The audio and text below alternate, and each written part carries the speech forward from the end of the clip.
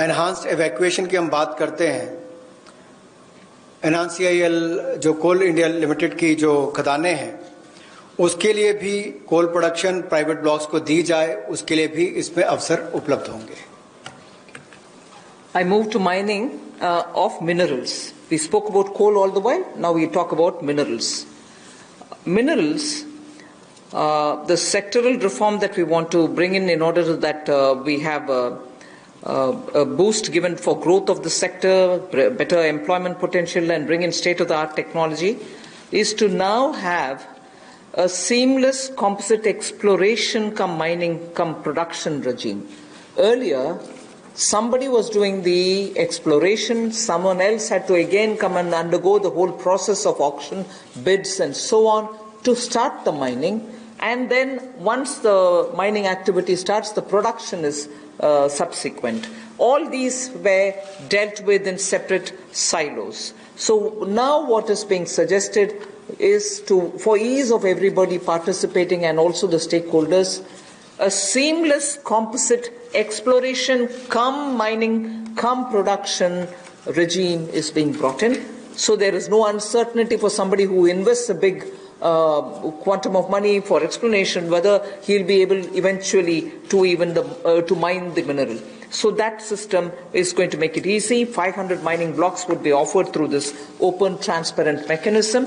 And if I take the example of aluminium, the way in which things had happened, the prevailing by the prevailing setup, if somebody wants bauxite, which is a necessary raw material for aluminium, he had to go for an auction for bauxite. And then he would realize that he doesn't have enough power to generate, or power supply is erratic. Then he would turn around saying, can I have some coal from somewhere? If he doesn't get it, or if he doesn't have enough power supply, he ends up sitting with the raw material but not being able to produce aluminium. So many such people had left this country and gone and invested elsewhere because of these mismatched policy. So what we are now taking the example of aluminium telling you is joint auction of the necessary two, like bauxite and coal, will happen so that it can enhance aluminium industry's competitiveness and will help aluminium industry now to reduce electricity costs, because they would be given the coal, they can gasify it and then use it, or use it in the other way. So that is one major step that we want to take in order that the mineral sector is better facilitated.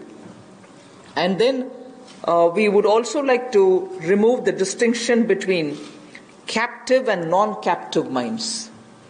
So that will also help in transferring of mining leases and sale of surplus and sale of unused minerals. So I've had a mine given to me, I've taken some mineral out of it, but later I've lost interest, I don't have the capacity anymore. The left unused mineral lies there, nobody else benefits out of it. So now we are permitting them to transfer the mining lease so that whoever is interested in using the rest of it, which has been kept there, meaning which is lying there unmined, they can also use it, so the country can benefit from it.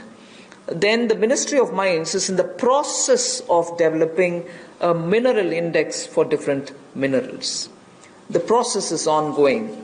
Then a rationalization of stamp duty, which is payable at the time of award of mining leases, is also happening. So these two slides have clearly told you about the various reform steps that we're taking in order that this country, which is rich in minerals, gets timely served by the availability of the minerals for the industries to benefit from.